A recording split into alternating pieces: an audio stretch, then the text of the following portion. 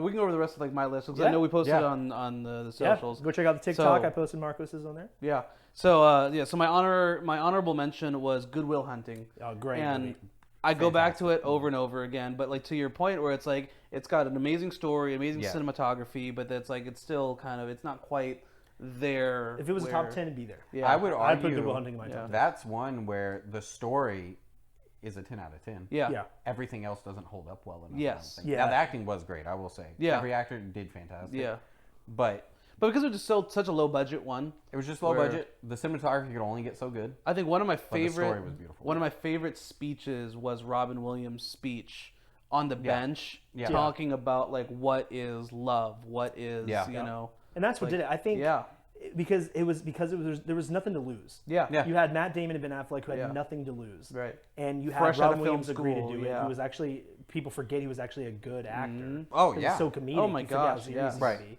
And I think The dude went to Juilliard. The dude's amazing. People forget. Yes. It's so Well, funny. because his humor was a little bottom shelf. Yeah, it was a Sure. little bottom shelf humor, but I think when you get Good Will Hunting, I think if we did a top 10, that definitely would be for me. That's a great honorable mention. Yep. And then on my actual list again, I would say my first number one, maybe the hard number one, but everything else you could argue I could interchange them. Right.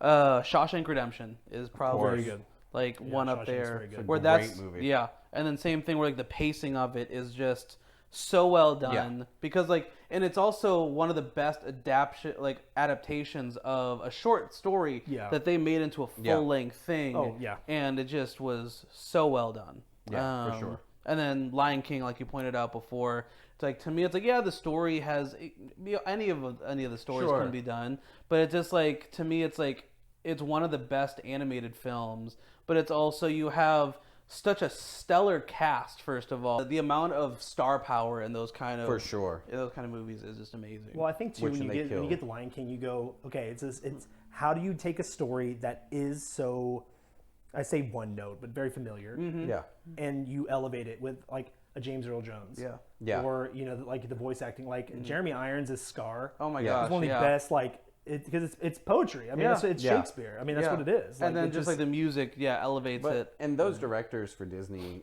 they were top notch. Yeah, they were top notch. Yeah. They understood you were telling the story through the voice. Yes, absolutely. They would have them people redo them. You see the behind the scenes. Yeah. It's like, oh no, you're going to say that 200 more times. Because they treated it, because it sounds so dumb, but like they treated it with like respect. Yeah. Because now, like I hate to use the word dumbed down because there's some really good kid movies now, but like they dumb it down now. So like before it was kind of like, okay, kids just want loud noise and things like that. Right. And like, so the story kind of comes secondary or third. Yeah. It's like, but back then it was like, okay, we were still trying to make a good movie. Yeah, we want to we want you to care. The actors do care. And I've seen one of the behind the scenes where the guy stops the recording. He's like, yeah, you're singing beautifully. That's not what we wanted. We wanted you to sound good, but you're supposed to sound like this kid who's like losing it. Or is like, in a crisis, like they don't have perfect whatever right now. I need you to tone that down, ladies. Right. I love that. So, but yeah. So funny. And so the next, Saving Private Ryan on there. It's one of my favorite war movies of all time. Just the amazing. cinematography was next. Yes. Yeah. It's because it's just it's such a depressing story, but it's so good to look at. You watch it, and you feel like you're in this about experience. star power. Yeah. Tons all of of that. stars. Oh yeah. Vin Diesel in his first role ever. Pre tank top and fast cars. Like yeah. I know. And it was like young Matt Damon. Yep. Because he was kind of starting to make an appearance in a lot of stuff. Tom Hanks was like peak. Yeah. Well, you get Tom Hanks. He did such a good job. He does. Even with the voiceover stuff we say, like he killed it in that whole role. Yeah. Absolutely. And that's when he started to become more serious. Because in the 80s, early 90s, he was doing some pretty goofy things. And then he really took on serious roles and he nailed it. Like Green Mile. We were just talking about that. Like him in that movie, you're like, oh my gosh, dude. Oh yeah.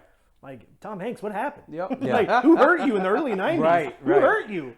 Like, oh, man. And then Dark Knight for my top. It was tough not to put that one in. Yeah. That was so good. But it's just such a well done superhero movie because it's like it wasn't even like a superhero. It's more of just like it's almost like a view on like just the humanity at that point, especially with like Heath Ledger and like his whole just because the Joker really is just it's pure chaos. Yeah, and it's just the perfect note on that. Yeah.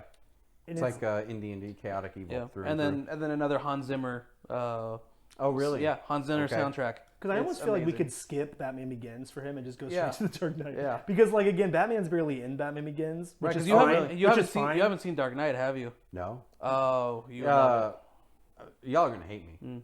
So in high school, I had a friend who tried to show me. He was a good friend of mine, and so he sits me down, and my now wife was girlfriend then, and they're like, "You're gonna watch this movie," because they both love The Dark Knight. Okay. Dude, I made it like 5 minutes in, I'm snoring.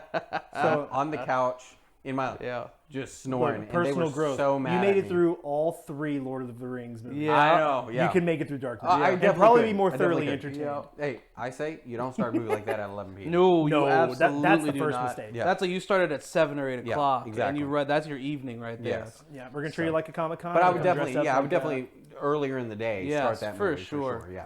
And so well, on that transition, my top movie is Return of the King. That is one of my favorite. I would 1, 2, or 3. third one, the third one, the last one. Yep.